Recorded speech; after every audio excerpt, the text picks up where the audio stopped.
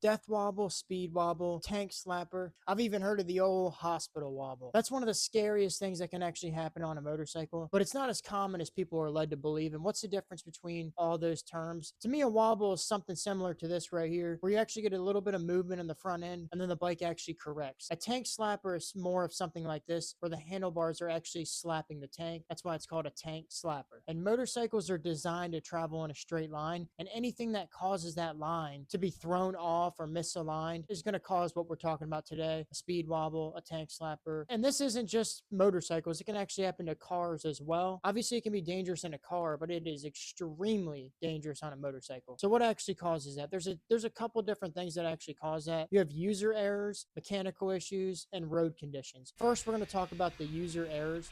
A lot of times people are changing gear too aggressively using the throttle, which sets the front wheel out of line with the rear wheel and can cause a tank slapper.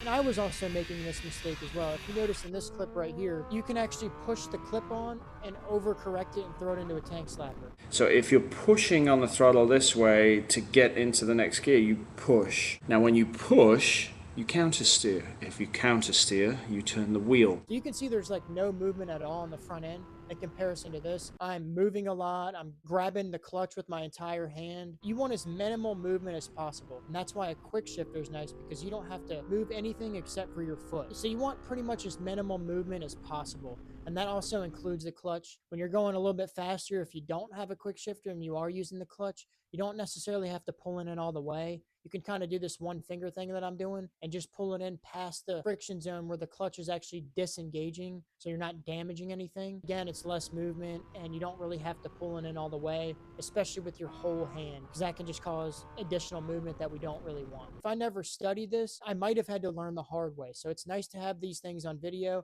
so you can come back and study and figure out what you're doing wrong. That's also why there's that term, the death grip. It's called the death grip because if you try and correct it or fight it, basically what's going to happen is it's going to overcorrect. You're going to go into a tank slapper that way. The motorcycle actually wants to correct itself. If you prevent it from doing that, again, you can overcorrect it and throw it into a tank slapper. And let's say you had low tire pressure, you're holding on too tight, and you have a lot of movement going on while you're shifting, you're probably for sure going to go into a tank slapper and end up crashing. So that's why it's so important to make sure that you're doing the little things right. So if we go back to this clip right here, this guy has a ton of movement when he's shifting. He also doesn't have any space in this area right here. So we can assume that he's probably holding on pretty tight. And that's just a recipe for disaster. And then if we go back to this clip of me, yes, I'm moving a lot, but if you look at how I'm gripping on the handlebars, I'm not on there extremely tight. So the bike is actually able to correct itself on its own without me trying to fight it. And then it straightens out and I'm good to go. That's why it's important to have a light grip and let the bike actually correct itself. One of the most common ways to have this happen is doing a wheelie. If you're doing a wheelie and you come down and the wheel is slightly turned, that is going to cause this right here. That's why this guy's losing control. And he actually got pretty lucky that he was able to regain control. Doesn't always happen like that. He actually got pretty lucky. So one way to avoid it is just don't do wheelies, especially at high speeds. Another thing that can cause it, being aggressive on the throttle. When you gas it hard, the weight transfers to the rear of the bike and it lightens up the front end, especially in like a lower gear. And then you kind of get a little bit of a wobble going on. If you're going to be aggressive on the throttle, make sure that you're careful when you're doing that, because that can also cause a wobble. Now I want to talk more about the mechanical issues. So what a steering damper does is it actually slows down or tightens up the steering as you speed up. These particular ones that I have on these bikes are built-in steering dampers. A steering damper is not going to completely prevent it, but what it's going to do is help minimize that movement in the front. And if you do get a little movement, it tightens up the steering and prevents you from actually going into a full-on tank slapper, which none of us want to happen. And it's important that that's working correctly. That can be considered more of a mechanical issue. And when I made this video in the past, I mentioned that some older bikes don't have steering dampers. And one of the bikes I mentioned was the 0405 GSXR 600 750. So those bikes actually do come with steering dampers, but not all of those early to mid 2000 bikes come with them. Some of the older Yamahas, like the R6, I know they don't come with steering dampers. Same thing with CBRs, like the old or mid 2000 CBRs. Not all of them come with steering dampers. But if you do have an older motorcycle and you don't have a steering damper, I would strongly consider getting one, because that is extremely important. So one of the most common mechanical issues is suspension. You want to make sure that the suspension's working correctly and it's not leaking, especially with the older bikes. Like if it's leaking fluid in the front and the suspension's just worn out, probably best just to have the forks rebuilt so you don't have any problems in that area. Another thing that could cause it is incorrect suspension sag. When you sit on a motorcycle, it's actually supposed to sag a little bit. And if it's doing that too much or not enough, that can actually cause a problem. It needs to be within a certain spec. The best thing to do is check your manual specifically for your bike to figure out what that should be. But if it's out of that spec, it can also cause some issues with handling with the motorcycle. So make sure that that's set correctly. And another thing that can cause the suspension to be off is if like you have someone on the back, that kind of changes the weight distribution. When you're on it by yourself and you hit the throttle, the weight already shifts back to the rear of the bike. If you have somebody in the back or you have a lot of stuff in the back, that can actually lighten up the front end. And again, if the handlebars are slightly turned, you come down, that can cause a tank slapper. And another thing that can cause a lot of movement in the front end is incorrect tire pressure. I'm not going to lie, a lot of the times I'm just like,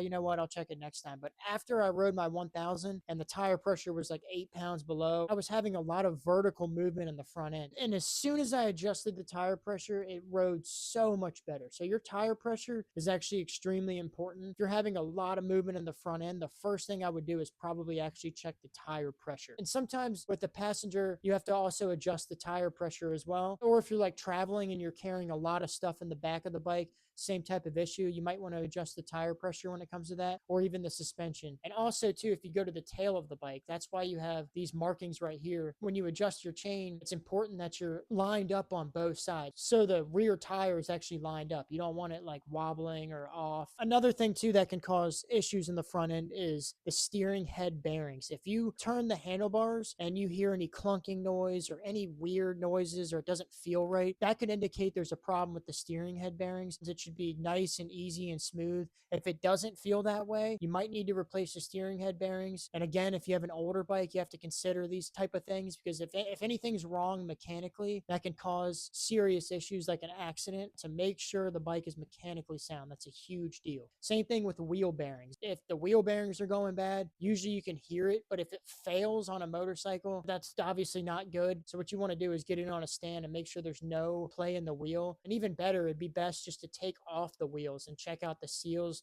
make sure they're not starting to fail. But if the seals are actually failing and water gets inside, that's going to cause the bearings to fail. So if you notice the seals are starting to wear, I would consider replacing the seals and either re-greasing the bearings or just replacing them altogether. Not only do you have to worry about mechanical issues, user issues, you also have to worry about road conditions. What happens if you run over a pothole going 180 miles an hour? Those are extreme speeds, but most of the time it'll still correct itself. But if you're doing something wrong on top of that, then what's going to happen is you're going to end up 6 feet under. So to avoid this in general, if you don't go extreme speeds and you have good form and your bike's mechanically sound, you should be okay. Sometimes tires are rated to go a certain speed, like let's say they're rated to go 180 miles an hour and you're going 200 and run over a pothole, probably not going to end up too well for you. Make sure you know what the tires are rated for. And even if they're rated for 180 miles an hour, in my opinion, that still doesn't mean go 180 miles an hour because that's just dangerous on any public road. Now, what happens if this actually does happen to you? How do you actually fix it? I've heard so many different things for actually how to get out of a death wobble or tank slapper. So we're going to watch this clip right here.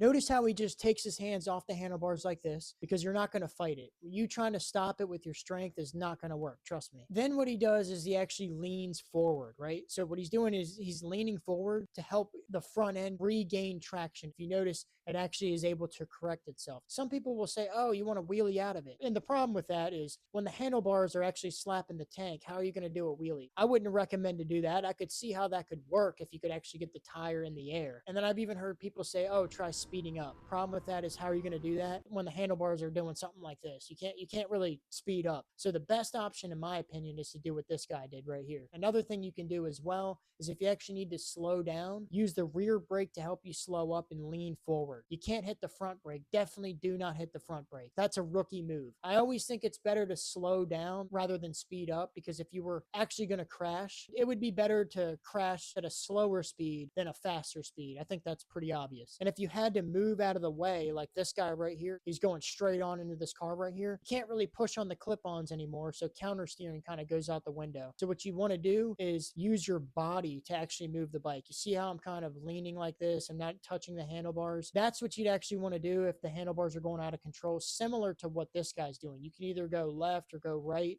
and you can use that rear brake to slow your speed down. And then when you have a straight line in front of you, try leaning forward and actually weighing the front end down in hopes of correcting that tank slapper.